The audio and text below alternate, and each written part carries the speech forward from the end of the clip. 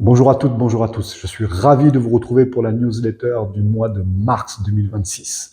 Premier article de la série, celle de Patrick Thaler qui vous parle du mandat ad hoc et donc de cette procédure qui peut être sollicitée par un dirigeant d'entreprise auprès du tribunal de commerce en vue d'anticiper des difficultés économiques. Vous le verrez dans l'article, il vous fait part de l'ensemble des vertus de cette procédure qui est donc confidentielle et relativement souple, mais aussi de ses limites. Le deuxième article est écrit par Sophie Davenier et elle vous parle de soutenabilité sociale dans les projets de transformation, une notion que je vous invite à découvrir. Nous avons de plus en plus de dispositifs juridiques qui fixent un certain nombre de règles dans la conduite des affaires sociales de l'entreprise. Un exemple, celui de l'égalité professionnelle ou encore de la transparence des salaires. Ces dispositions viennent transformer de façon importante la façon de conduire un projet de réorganisation et notamment en insistant sur la documentation et le partage de l'information. Le troisième article est écrit par Mathilde Mola de Bluenove. Vous le savez, Bluenove est la filiale de Sémaphore spécialisée en intelligence collective de masse et par la consultation des salariés et des citoyens. Et elle vous parle dans cet article d'une expérience inédite. Les états généraux de la santé ont été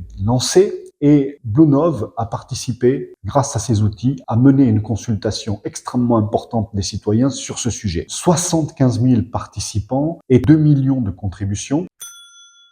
Le dernier article est écrit par Sandrine Marianadin, qui est manager au sein du département expertise conseil, et elle vous explique en quoi la digitalisation des flux financiers va renforcer les contrôles fiscaux, et notamment celui de la facture électronique. Forcément, l'administration fiscale pourra dorénavant accéder à l'ensemble de l'information et cibler plus facilement les contrôles à mener. Sandrine vous explique comment se préparer à ce changement inévitable. La facture électronique rentrera en application très bientôt et les entreprises qui n'auraient pas suffisamment anticipé ou qui ne s'y seraient pas préparées pourront connaître quelques déboires. Comme chaque fois, vous retrouvez au-dessus de ma tête le lien vous permettant d'accéder aux articles de la newsletter et je voudrais conclure en vous faisant part d'une innovation que nous venons de lancer. Elle s'appelle AlphaVise. Il s'agit de 2 benchmarks utilisant les données sociales que nous compilons au fil de nos missions. La première concerne l'étude des accords de négociation annuelle obligatoires. La seconde, le benchmark restructuration. Tout cela se trouve sur la boutique Sémaphore, sur le site internet semaphore.fr. Merci pour votre attention.